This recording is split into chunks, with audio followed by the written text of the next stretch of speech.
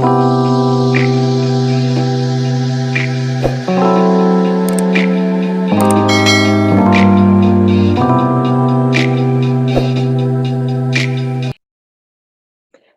dear Leo. I am Jamie Dawn, your evolutionary revolutionary astrologer, bringing you your May 2022 horoscope. And this is if you have a Leo sun, moon, or rising sign.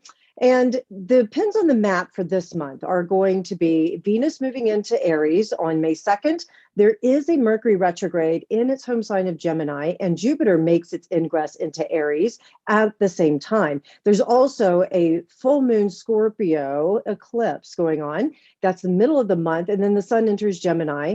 Mercury, as I mentioned, is retrograding. It moves back into Taurus. Mars will enter Aries. Venus enters the home sign of Taurus. And then there's a Gemini new moon. And these are all big moments throughout the month of May. And you should find that with May comes some tension, some release. And I would say the generalized theme for you, Leo, is going to be you being able to see where your light can truly shine, where you can truly lead. And you can find that friends and loved ones and those that you have been supporting for quite some time come out of the woodwork to help you feel supported. I even will offer this, Leo. There's a few of you who will start new relationships, whether it's romantically or professionally, that will have long range effects, but you won't see it right at first. So let's talk about Venus first, moving into Aries. Now, when Venus is in Aries, this happens at the beginning of the month on the 2nd, it's going to be activating your ninth house, making a beautiful trine to your sun, moon, or rising sign. And when you're working with ninth house, you're working with foreigners, backgrounds, you're working with long distance, higher education, this abstract learning, if you will. And also, this is where legal matters and the law, as well as belief systems, come into play. And so when you've got Venus activating this area, you may find yourself really engaged and attracting opportunities to be able to connect with people far and wide, or to be able to get your message out to the world at large. So if there's something you're really passionate about, something that you want people to see how independent and free thinking you can be, this is a beautiful placement for that and a beautiful opportunity for you to attract those sort of things. Now, the other thing too, is some of you Leos may end up finding yourselves getting a promotion or an opportunity to be able to travel long distances. And in doing so, it helps you get your message out there. It also lets you be seen and have some exposure, if you will. Now, Jupiter is going to enter Aries, and Jupiter likes being in fire signs, and it's going to enter Aries on May 10th, just when Mercury retrogrades in Gemini. And this is further activating that ninth house with Jupiter there. So it's going to expand and grow your opportunities to be able to reach people far and wide. There may be a lot of faith and optimism that comes in with what you feel is important to you. And if you have been waiting on a particular legal matter or something that has any sort of, let's say, law kind of relationship, then you may find settlements here. You can also find that you get the information you need in order to build your case. Another piece here is, of course, Mercury.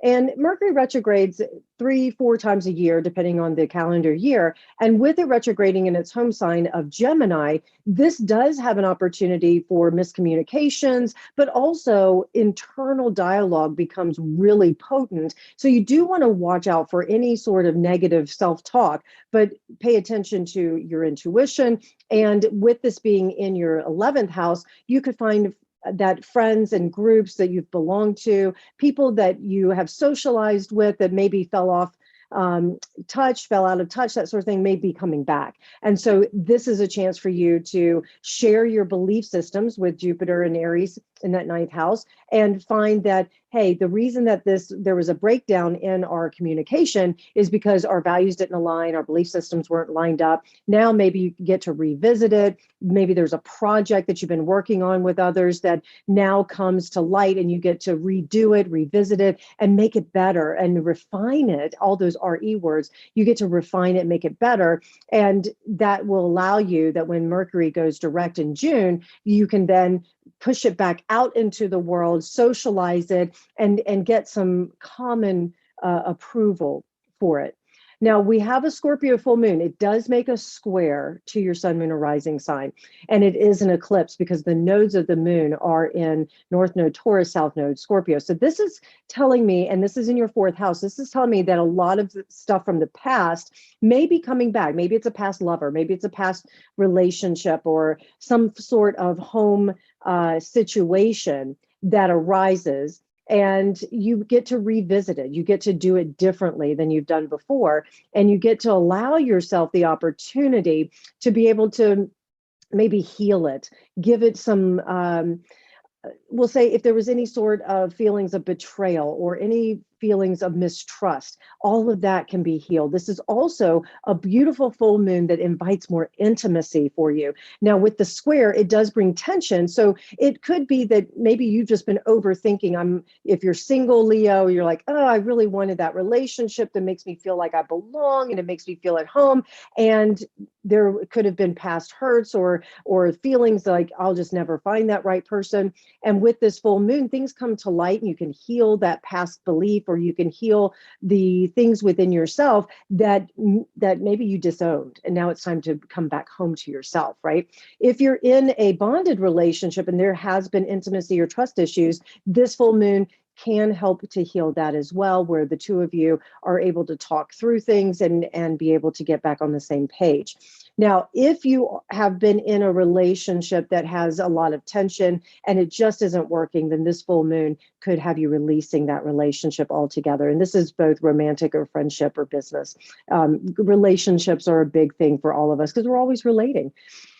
Now, the sun enters Gemini on the 21st, activating this 11th house, telling me, even though Mercury is retrograde, that your social life will be pretty active. And I sense that a few of you Leos will be out circulating and connecting. And you'll find that if you're the single Leos, there could be a friend that sets you up with somebody or introduces you to someone. Most likely, you'll be energized to learn about a lot of different things that can help the world at large, or it can boost your mental activity in a way that makes you just feel really playful and youthful. And it does put you at the center of attention, which I think is a nice thing for you, Leo.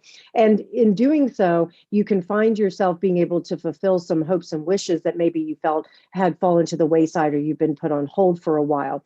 Mercury retrogrades back into Taurus shortly after this on the 23rd. And so your 10th house gets a bit of emphasis, telling me that if you have been on hold when it comes to a promotion or a leadership role or some big exposure, then now's the opportunity for you to have those discussions again and to revisit them. And then you should find that when Venus enters Taurus at the end of the month on the 28th, activating more of that 10th house, that's where the promotion or the accolades come in, the pay, getting the compensation, that's the word I'm looking for, comes with it. And also you may find yourself leading some teams, or if you are in, let's say, the acting industry, the film industry, you could find yourself being able to release something out into the world that gets a lot of attention. Also, I would say, Leo, if you've been looking for ways to build your coffers, to maybe get out of debt, things like that, this is an opportunity for you to receive the authority or receive the information that you need in order for that to happen. Mars enters Aries on the 24th. This is further activating that ninth house. This is telling me that you may find yourself fighting for a cause or being able to defend a belief system. Maybe there's a group of people that you are associated with that you are now saying, you know what, I want to make sure that I'm in alignment, they're in alignment with me. And if not, then I'm going to let it go, or I'm going to defend them, and I'm going to show them how much I care about them. And this isn't just on a personal level. This is also on a very social level as well. Because remember, that 11th house of yours is pretty active right now. And so you could find that you just get interested with all this Gemini energy. You get interested in learning about causes that are near and dear to your heart. Maybe there's something, we know what's happening in the world with Russia and Ukraine, that maybe there's something there where you're like, I want to, maybe I don't serve in the military, but I at least want to find a way that I can help benefit the Ukrainian people, or what's happening. And I want to come up with some solutions that can help fight for somebody from a different land or a different country. Now, the other thing that we have is we do have a Gemini new moon at the end of the month. So here we have this Gemini new moon further activating your 11th house. So you may find yourself in a new circle of friends, or maybe you recently participated in some sort of group activity and you found new friendships blooming at that time. And with this being at the end of the month and beginning into the month of June, and it's summertime here in the Northern Hemisphere, you can also find that you start planning more of a social activities. If you have children, the school is going to be wrapping up. Maybe there's some graduations, things like that. This is a great new moon for setting intentions around how you can find more youthfulness, more fun in your life, more joy, and be able to feel really good about who you are and just the way in which you express yourself. And maybe there's some new learnings that you adapt or you take on as well, with this being a Gemini activity.